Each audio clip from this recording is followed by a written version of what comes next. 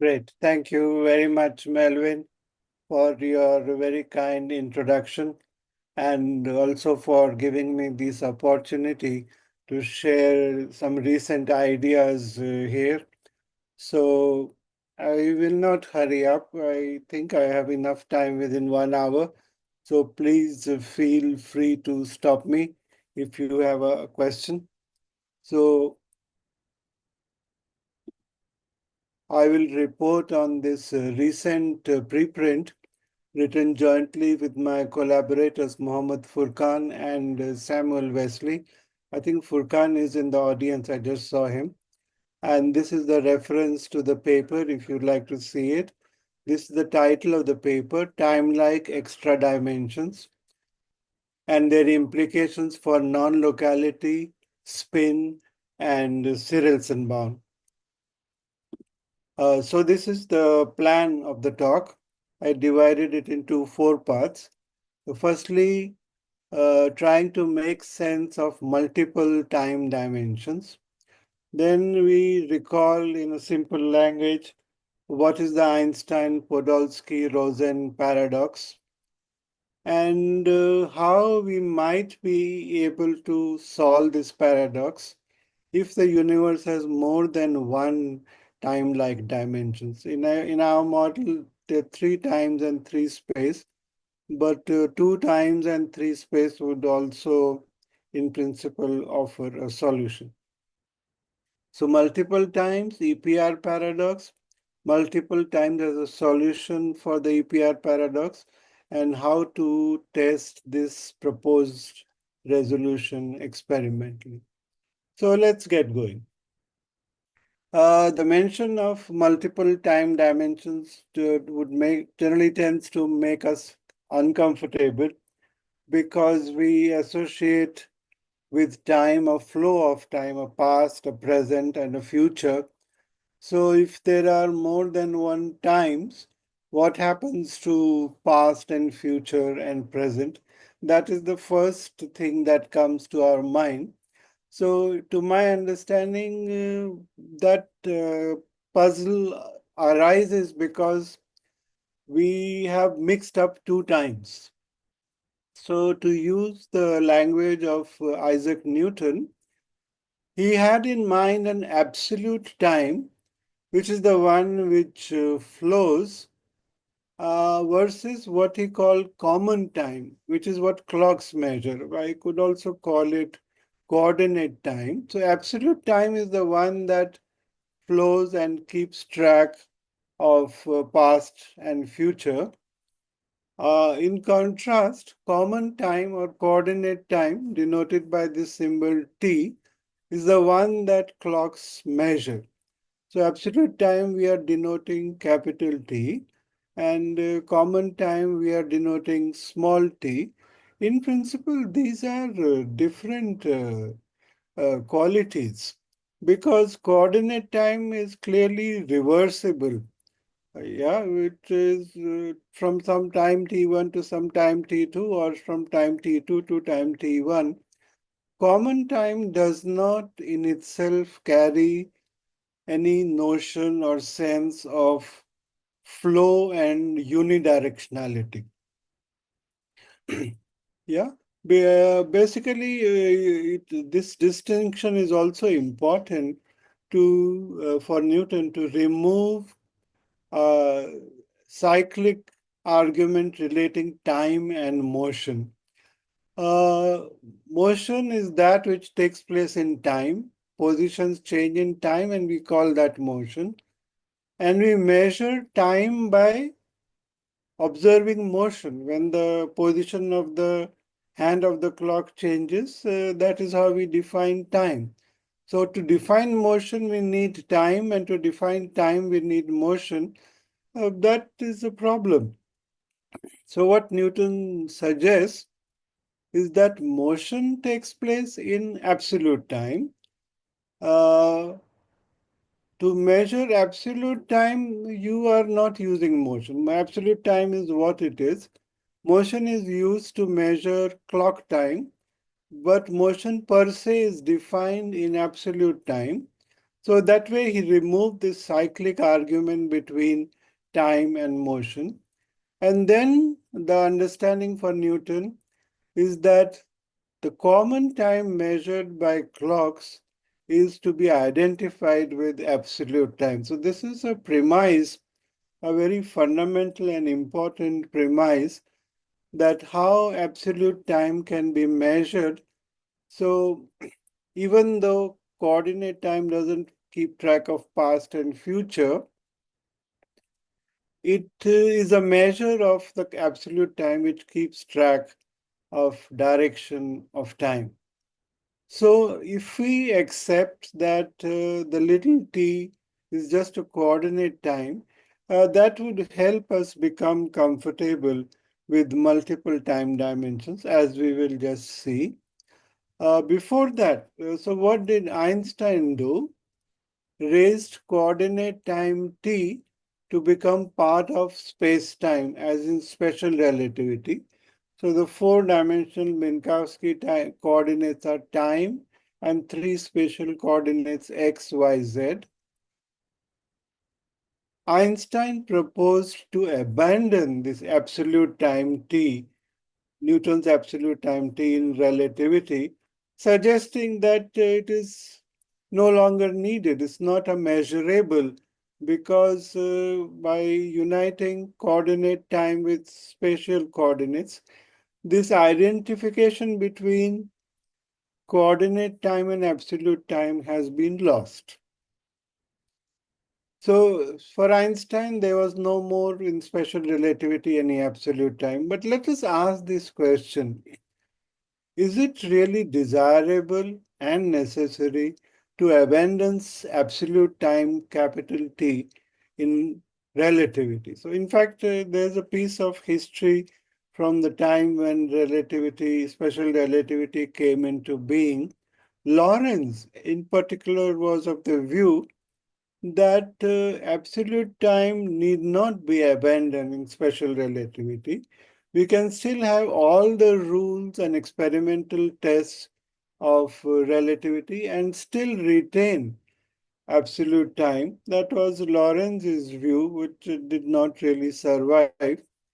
The picture there would be, it is not as if the spatial hypersurfaces evolve in coordinate time t. Rather, the space-time manifold evolves in absolute time t. Sometimes these are called parameterized times. And in today's cosmology, we know that there's at least one way to keep track of an absolute time, and that is the temperature of the cosmic microwave background. That can be a measure of absolute time, which is independent of the Minkowski coordinates and which is independent of Lorentz transformations. So, and also, there is a issue in quantum theory. In a sense, it breaks the spirit of special relativity because position is raised to the status of operators. X, Y, Z become operators in quantum mechanics, but the coordinate time t does not become an operator. It continues to be a parameter. And in a sense, that doesn't break Lorentz invariance because we assume a background spacetime, but it breaks, at least in some sense, the spirit of relativity. And you probably know that in the 1940s, Stuckelberg, and later, several decades later, Horowitz, Lawrence Horowitz, they developed a relativistic quantum mechanics where the coordinate time is also made an operator and a new time is introduced to keep track of flow of time. We may identify that time with the absolute time for the purposes of this lecture. So I am advocating retaining an absolute time, capital T, in relativity as well as in quantum mechanics, and to give coordinate time the same status as coordinate space. This time doesn't flow. It doesn't flow even in relativity, it doesn't flow even in quantum mechanics. Absolute time is the one that flows. Okay, if we are comfortable with this, that there is an absolute time capital T, then we should not have a problem in having multiple time dimensions. Why? If we retain absolute time capital T and treat coordinate time T on the same footing as spatial coordinates, then objections against multiple coordinate times disappear, at least to my understanding. That role of time flow is removed from coordinate time. And even if I have multiple coordinate times, I will still have only one absolute time. Now, one might ask, what really is the origin of this absolute time, capital T? Does it have nothing, no physical basis? Uh, it was okay for Newton in Newton's time, but now, today, we want to talk of an absolute time. So I will not go into this. So for in our theory of unification that we are developing, the origin of absolute time lies in Alan Cohn's non-commutative geometry, to which one applies the so-called Tomita-Takesaki theorem for von Neumann algebras, admitting a so-called one-parameter family of outer automorphisms. That is a lot of mathematics. But so let us just accept that there is a concept in non-commutative geometry which is absent in Einstein's Riemannian geometry, which helps, because of non-commutativity, gives rise to a new notion of a new time parameter capital T, which is independent of coordinate time. So we have something to fall back on. So for our purposes, evolution will be measured by this time, capital T, and our theoretical work on unification, which if needed, we can discuss a bit in the question answer session. Here I sort of take it for granted. I'll talk a little bit more about it in the next slide. It seems from our work, theoretical work, experimentally we still don't know, that our universe, the one in which we live, actually has three times and three spaces. Yeah, and the metric is shown here. Is that signature CL Clifford algebra CL33? Uh, um, yes, I was going to talk about complex algebra CL3. CL33 might be too big, no? It's 64, but we will come to it. Thank you. That's a good question. So we want to work with this Minkowski metric, three coordinate times and three spatial coordinates. Of course, we have to say what about phenomenology, what about our empirical world, our observations, our experience. Even if absolute time is separate from coordinate time, we know of only one coordinate time. So let's try to settle that. Uh, 6D spacetime is the one that is experienced by quantum systems. What do I mean? A 6D spacetime can be decomposed as two overlapping 4D spacetimes, M4 and M4 prime. M4 is our universe. But there's another 4D spacetime coexistent with ours, a part of physical reality, which I call M4 prime. These have relatively flipped signatures. We have one time and three spaces. M4 prime has three times and one space. So total signature is this. Time is shown with a plus six signature. Plus, plus, plus, minus, minus, minus. So our universe is here. Plus, minus, minus, minus. The M4 prime, the other 4D universe is minus, plus, plus, plus. It has one space and three times. These two 4D spacetimes overlap in one time and one space. So our time is one of the three times of the other 4D spacetime, and one of our spatial directions. I think there's a question in the chat. Um, yeah, it's a Minkowski metric 3, 3. Yes, yes. Is that okay? You could speak out. We can talk if you like. No, that's fine. Just keep going. Okay, thank you. So, M4 is our familiar 4D space-time. Gravitation is its space-time geometry. So, gravity, general relativity, is a theory which describes the curvature of our 4D space-time. M4 prime is the second 4D space-time in our universe. And as we have argued in our work, and we are still working on it to bring out a more detailed paper, the weak force, which is what remains after the electroweak symmetry is breaking, weak interaction where neutrinos mediate, for example, to bring about beta decay. The weak force is not just to be thought of as an internal gauge symmetry, it is also a space-time geometry. There are various reasons to suspect that the weak force has something to do with the space-time geometry. But space-time geometry of which space-time? Ours is already taken by general relativity and gravity. It is the space-time geometry of the second 4D space-time M4 prime.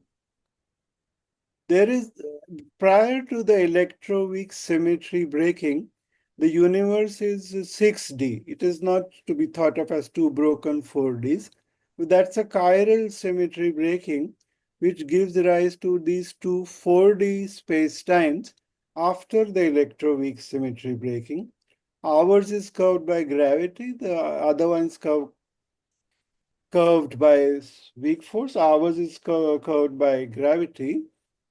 The two extra times, so there are two new times in the game now. These two new times can also be thought of as the internal symmetry directions from the point of view of our space-time. So weak force can be thought of as an internal gauge theory, like in SU2L cross U1 electroweak gauge theory.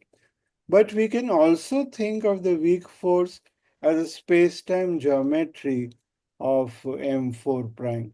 Now, the important thing is classical systems like us live only in M4. They live only in our four-dimensional space. And because they are too big to feel the weak force, the range of the weak force is 10 to the minus 18 meters, 10 to the minus 16 centimeters. So only quantum systems experience the weak force, and hence the quantum systems experience both 4D space-time. So we are the two extra internal gauge symmetry directions are in fact space-time directions of the 3 plus 1 space-time, 3 times 1 space. So quantum systems experience in effect a 6D space-time. That is the origin of the 6D nature of our space-time. That's what's being claimed. Okay, so now, so that's what I wanted to say by way of motivating multiple times. Now let us shift gear and come to the second part of the talk, the EPR paradox, and then we'll put the first and the second part together. Okay, so what is the EPR paradox? I think most of you, probably all of you, are quite familiar with it and with Bell's inequalities. So pardon me if this is too elementary. I just thought go through the whole. Hello? Yeah.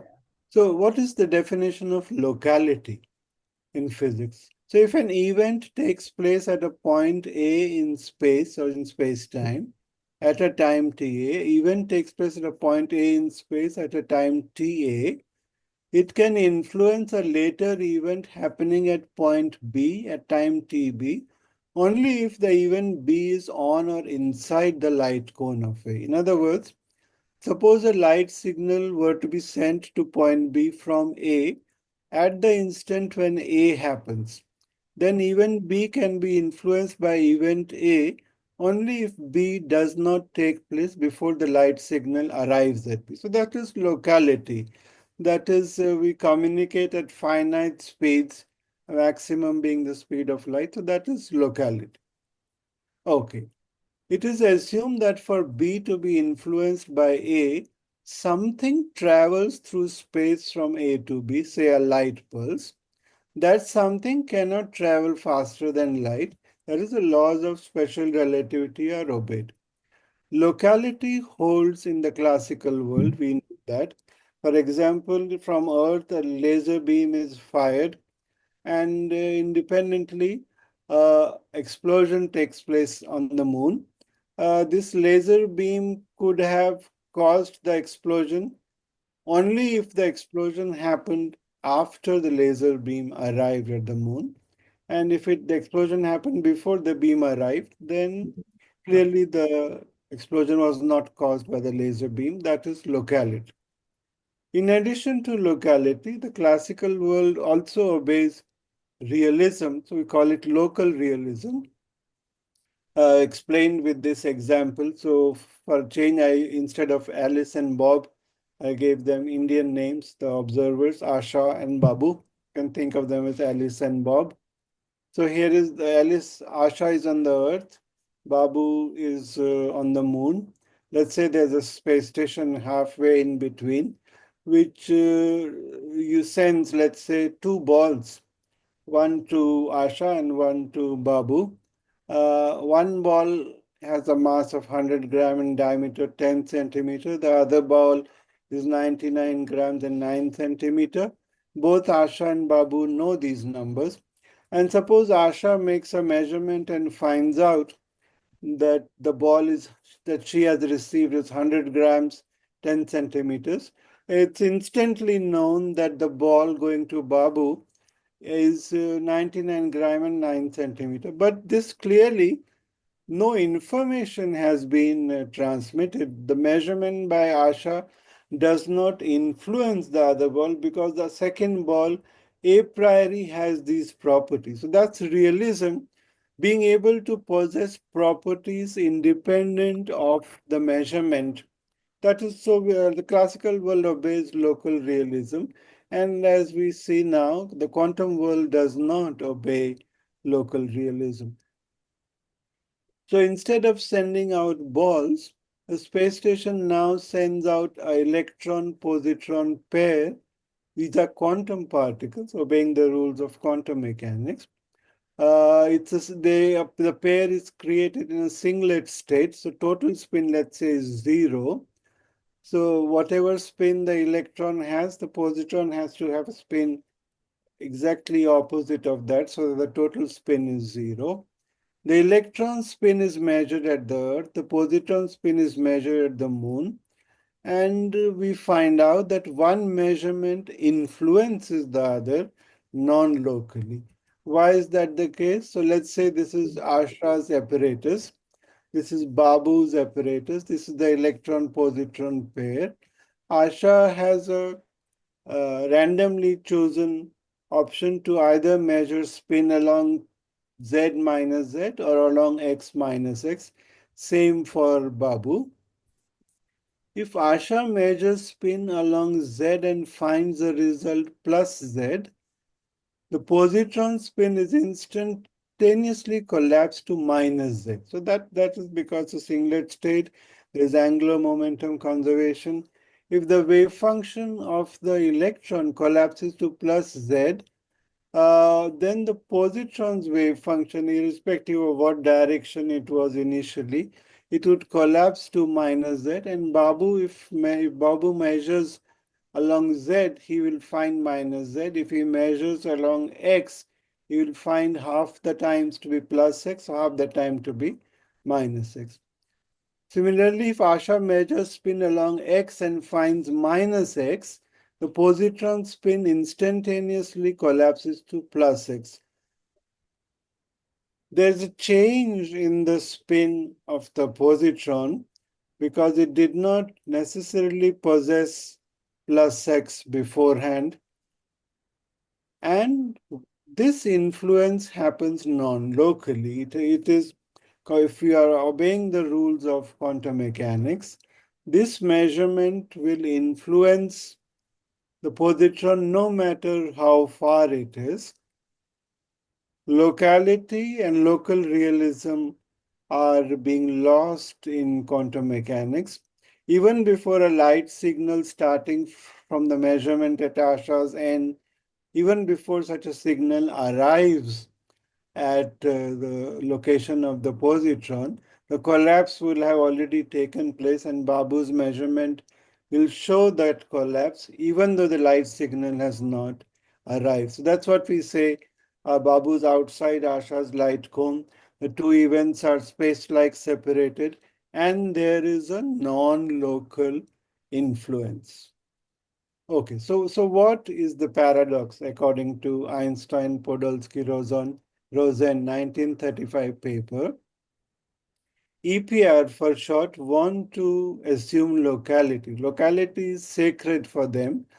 Uh, it's roughly the same thing as saying that nothing travels faster than light. Special relativity, rules of special relativity should be obeyed. So let us assume locality.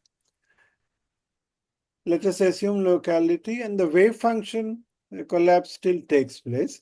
If Asha measures spin along z and finds the result plus z, the positron must be in spin minus z. So this is independent of the measurement. Because there is locality, there is local realism is being assumed.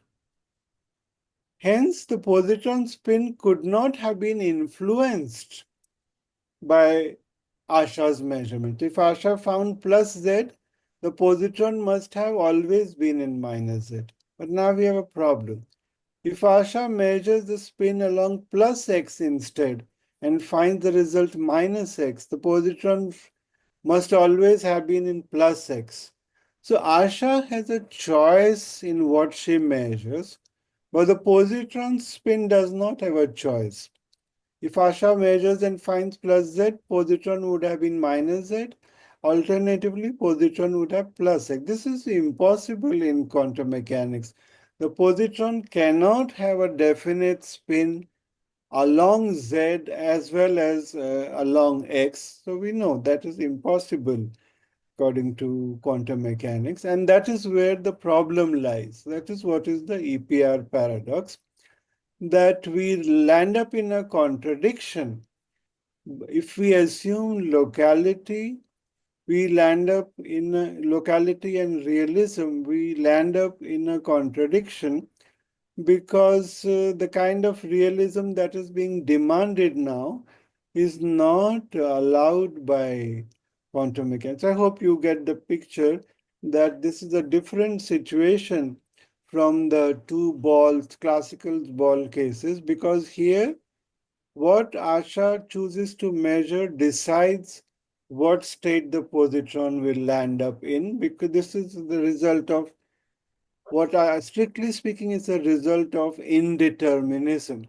Because the wave function of, yeah, there is a message in the chat. Entanglement requires H4 four-dimensional Hilbert space. Can you comment? Uh, so we have the electron in two possible states, up and down. The positron in two possible states, it could be x and minus x. Yeah. So the entanglement would be electron state 1 into positron state 1 prime plus electron state 2, positron state 2 prime. That's how I would put it. But in So, Hilbert space, correct me if this is not how you look at it. It's ket 00 and ket 11, or it's ket 01 and 10. So that's a four-dimensional Hilbert space. but And so, I'm doing the same thing, no? okay, Uh, so as long as we realize we're trying to interpret a four-dimensional Hilbert space mathematics inside a three-dimensional XYZ. So Yes, yes, yes, Okay. yes, Okay. right. Thank you. So, according to Einstein, Podolsky, and Rose, so I was saying, yes, the difference between classical physics and quantum mechanics is indeterminism. When you make a measurement on the electron, you don't know a priori what the result is going to be. The result depends on what direction you choose to measure. So, this indeterminism prevents realism, and the result of indeterminism is communicated non-locally. It is communicated outside the light cone, and that is a problem. If you have collapse of the wave function, you cannot have locality in quantum mechanics. Collapse implies non-locality, and that is a problem for EPR. They don't like non-locality. For them, it goes against special relativity. Let's see that a little more in some more Yeah, detail. it's only non-local in 3 dimensions, but it Sorry, is I'm not. local in 4 dimensions. You Space-time know that dimension or his, we're trying to interpret Bell's inequality as if it's non-local, but it's only non-local if you're looking at it from a 3 dimensional perspective. But three it actually dimensions of four three dimensions of what? Of Hilbert space or space-time? Hilbert space. Yeah, I'm a bit confused. I don't Okay, understand. well, why don't you continue? Because I mean, I think the whole point of it is you're trying to say if we have more dimensions, we can solve the EPR paradox.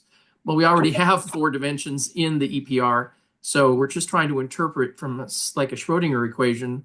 We're trying to interpret a 4 dimensional state in a 3 dimensional space-time. Not including time.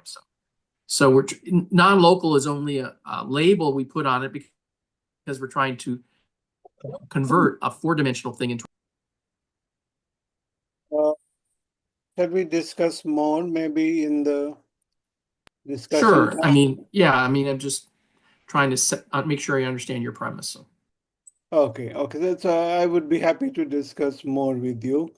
Uh, okay, so what did EPR propose in order to save locality? So let's say collapse of the wave function does take place, but that leads to a problem. So they want to, they say, okay, if collapse is there, then there's non-locality. Indeterminism means there's non-locality.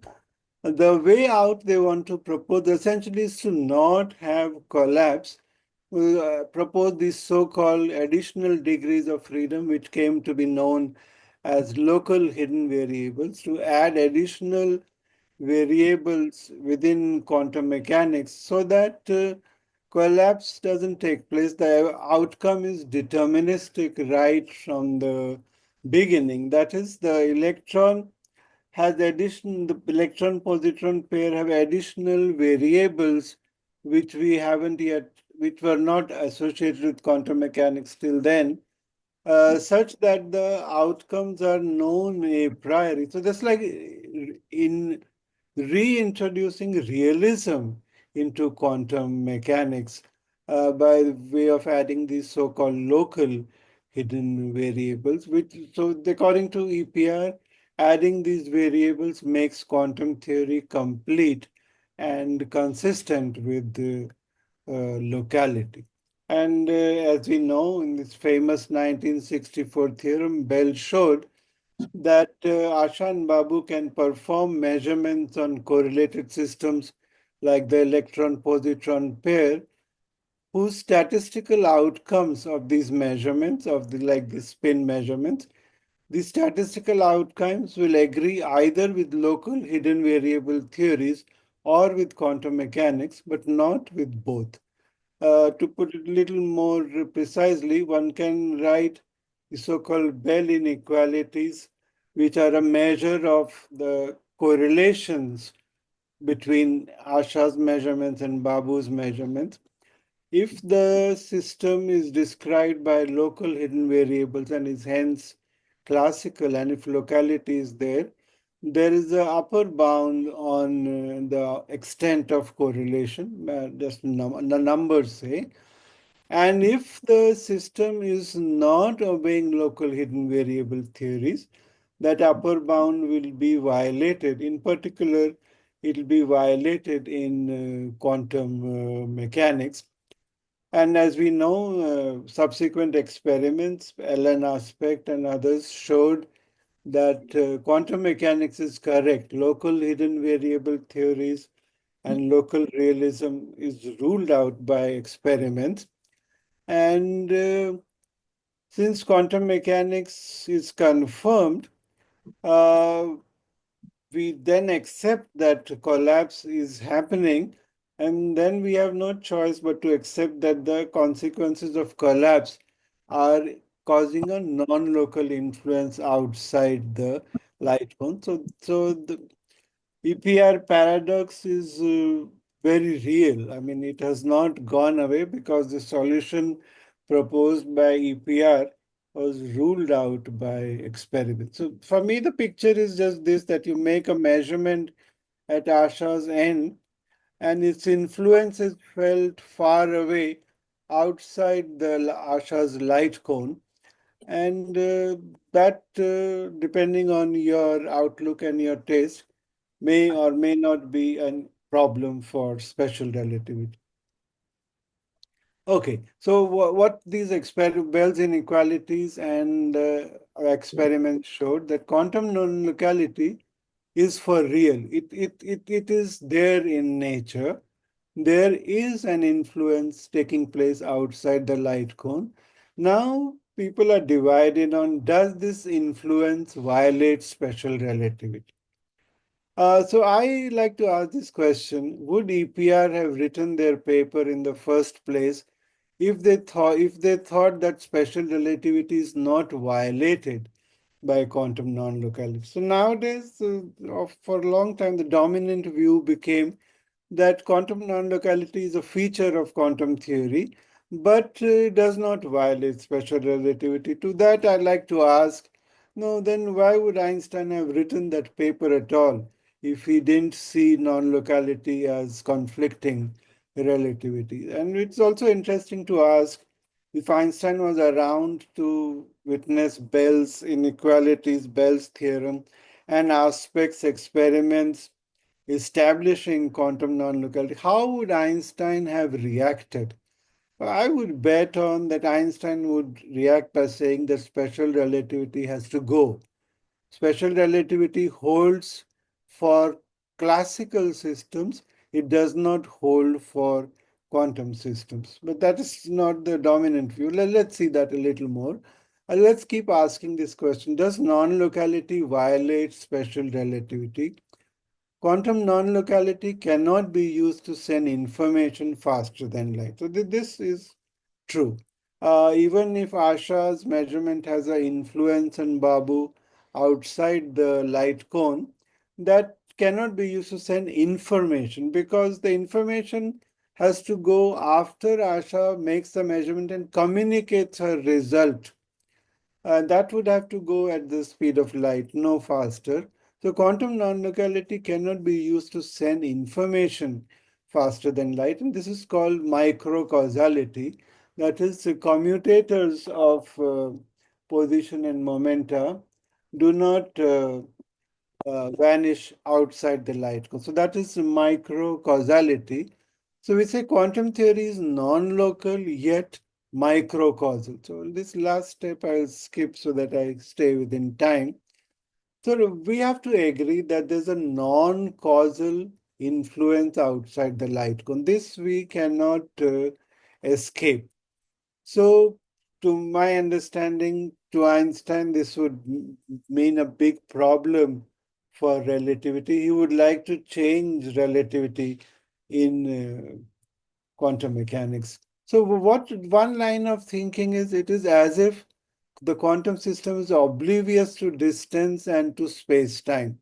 The collapse of the wave function is able to cause an influence elsewhere, as if the light cone is irrelevant for this quantum process, and we should be able to describe this process without referring to the space-time of relativity. So last 2 points I'll skip. So this is one line of thinking, that somehow collapse of the wave function doesn't know that space-time exists. We are going to come out of this. That's where multiple times will come handy. So in the last few minutes, we'll go to the solution of the problem. But let's note this interesting situation that in the micro world, in the quantum world, the principle of superposition holds, and we just saw that non-locality also holds. When we come to the classical world, indeterminism is lost. So here we have indeterminism, superposition, non-locality. Here we have determinism, no superposition, and locality. And classical systems are made up of micro quantum systems. So this transition from micro to macro through meso tells us that locality is an approximate property of the world. So approximate property realized in the macroscopic limit, and it's interesting to ask what happens here. So now I come to the third part of the talk, the resolution through extra times. So what will happen? Microsystems will live in 6D space-time, and we'll see in a moment how that solves the APR paradox. Macroscopic systems live only in 4D, where we see locality. So in going from micro to macro, we descend from 6D space-time to 4D space-time. So already I have made a claim that we see in our theory that quantum systems live in a 6D space-time with signature 3-3. Okay, so how do multiple times solve the APR paradox? Let's illustrate with the example. No need to go to 4D and 6D because that visualization is a little harder. Consider our space-time to be the two-dimensional space T1, X1, time T1, space X1, embedded in a 3D space which has two times T2, T1, and X1, such that the Minkowski metric is dt2 square plus dt1 square minus dx1 square. Assume that Asha and Babu are separated in this larger space-time such that the separation between the two events is timelike or null. So in the bigger space-time which has extra time, T2, the separation is timelike or null. Let us assume that the separation continues to be timelike or null even when dt1 is 0. dt1 is the time interval in our space-time. Even when dt1 is 0, suppose it continues to be true that the line element is timelike or null. So this is to begin with timelike slash null. It is timelike slash null even when dt1 is 0. Now see what happens. I live in this 2D world. I'm a classical system. I live in T1, X1. I'm not aware even that T2 exists. Only quantum systems know that. So since I don't know that T2 exists, if I make a measurement in my 2D spacetime, I'll set T2 to 0. And what will I conclude? My ds square has become negative and hence spacelike. Events that are timelike or null separated in 6D can appear spacelike separated in 4D. That is the essence of invoking extra times, that events which appear to be space-like separated in our space-time are actually can be causally connected through the larger space-time. This could be a possible way to resolve the EPR paradox, having extra times. The tension between special relativity and quantum mechanics is removed in a minimal way. We didn't change either theory. We didn't change the rules of quantum mechanics. We did not change the rules of special relativity. We only added extra time-like dimensions, which we motivated why they might exist. And that is one possible way to solve the EPR paradox. So this is the sense, as you can see, something which is time-like in higher dimensional space-time can appear to be space-like in our space-time because we are not aware of the extra time dimensions. So that is shown in this diagram also, which let me see if I can may help you make sense of it. So x1, t1 is our space-time, 2D, or which represents 4D. x1, t1 is our space-time. x1, t1, t2 is the larger space-time. It has multiple times. Let us work with the case in which the dt1 interval is 0. So the event where Alice sends a signal to Bob, just as an example, that signal goes from Alice to Bob entirely in the x1 t2 plane. It's in the x1 t2 plane. It starts from 0, 0, 0, 0, 0, but it arrives at x0 t2. And as t1 continues to be 0, the signal travels entirely in the x1 t1 plane, and it is inside the light cone. So in the x1 t1 plane, the signal is intended to be inside or on the light cone.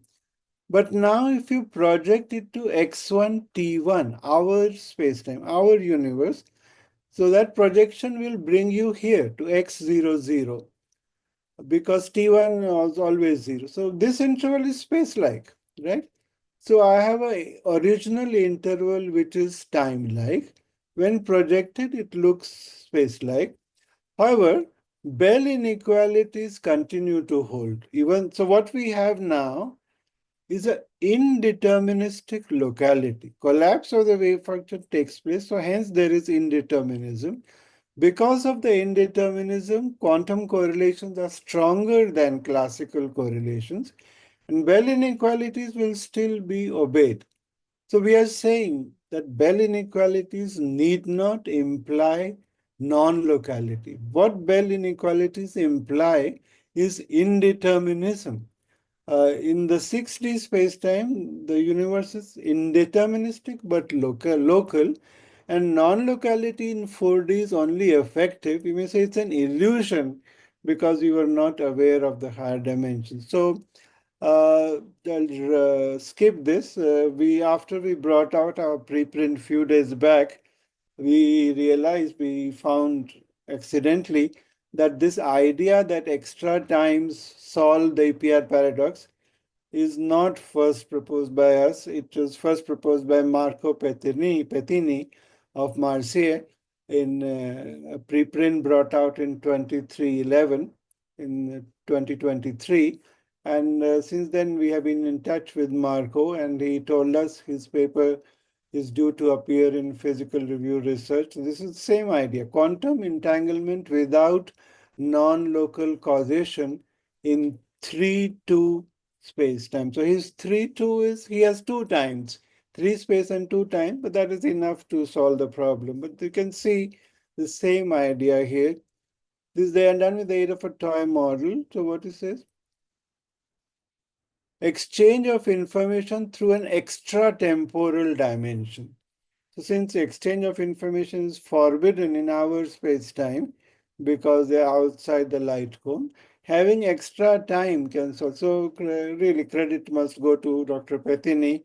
Though we have some different approach, but still the first idea is due to him. Uh, so a different way of saying the same thing, I'm almost done.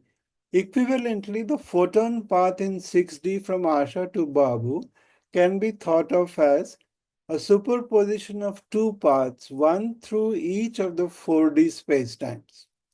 So think that a photon is traveling from Asha to Babu along a path in our spacetime, but also along a spacetime path in the other 4Ds. It's superposition of 2 paths. If the second spacetime is curved by the weak force with a very small range, then path length and travel time through second spacetime is extremely short. And in fact, it is short, as one can see, short by a huge factor, 10 to the 44 is there. So like if Andromeda is millions of light years away, if the Andromeda galaxy is millions of light years away from us in our space-time, through the other space-time, Because it is covered by the weak force whose range is very tiny, Andromeda galaxy through the other space-time would be around this kind of a distance, you see, and that would be covered in an extremely short time, almost instantaneously. So this is the new proposal. We could call this, maybe if you want to use a you know picturesque language, we could call this other shorter path a quantum wormhole, just to give it a name. And if you know the ER equals EPR idea of Maldacena and Susskind, this is a sort of rigorous realization of ER equal to EPR by having extra temporal dimensions. So through this second space-time path, the communication is essentially instantaneous because the distances are shorter by a factor of 10 to the 44. So if our cosmic horizon is 10 to the 28 centimeters in our universe, in the second space-time, it is only at a distance of 10 to the minus 16 centimeters, the horizon, the Hubble radius. This, in a way, looks ridiculous, counterintuitive, but if we give it some thought, it is not impossible.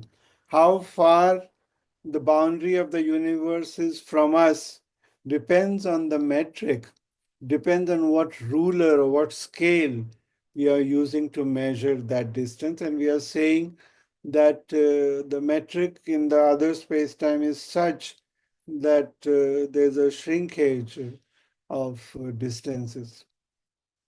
Okay, so how could I test this idea experimentally? We don't have a concrete implementable proposal. I just tell you a matter of principle. If Babu does his measurements before the signal from Asha arrives through the second space-time, then, so see, the signal from Asha to Babu through the second space-time travels quickly because the distance is short, but it travels at the speed of light. It is not instantaneous. It is for all practical purposes instantaneous, but still it is a communication at the speed of light. If Babu makes his measurement before the signal from Asha arrives through the second spacetime, Bell's inequalities will not be violated as the information of collapse will not have been communicated. Babu's measurements will be independent of Asha's measurements if he acts quickly enough. In principle, this is testable. So we'll test are Bell's inequalities being violated if Babu acts quickly enough. If not, then this is a signature of extra time. In practice, this is technologically impossible because Babu has too little time to do anything before the signal arrives to the second spacetime. Too little, some we estimated 10 to the minus 26 seconds or smaller. So maybe this last part uh, I will skip about the serials and bound because I don't want to uh, go overshoot my time. If you are familiar with the CHSH inequality of the CHSH inequality version of Bell's theorem, then it is known that classical correlations lie in the range 0 to 2. Quantum correlations beat the classical bound, that's Bell's inequality, and can go as high as 2 root 2. This is known as the Sirelson bound. Turns out that special relativity allows a higher bound known as the Popescu-Roerlich bound, a bound of 4. So there is this very mysterious gap between quantum mechanics and relativity. These are known as supra-quantum correlations, and we don't know why this gap is there, why relativity allows stronger non-locality compared to quantum mechanics. What we find in this paper, which I'll sort of refer to in the beginning, is that there is some mixing going on between these two 4D spacetimes inside 6D. Our 4D, other 4D. Mixing means something like a change of chirality, which produces correlation stronger than 2 root 2. So if we could set up a suitable experiment which involves the weak force, maybe involves gravity also, and check for Bell's inequalities, maybe at colliders, particle colliders like the LHC at high energies, we may be able to detect uh, non-local correlations stronger than the 2 root 2 bound of quantum mechanics. So this I find quite exciting. In principle, maybe a doable experiment, and I think I would push for that. So that is all. Thank you very much. Thank you for listening. I stop sharing so that we can see each other.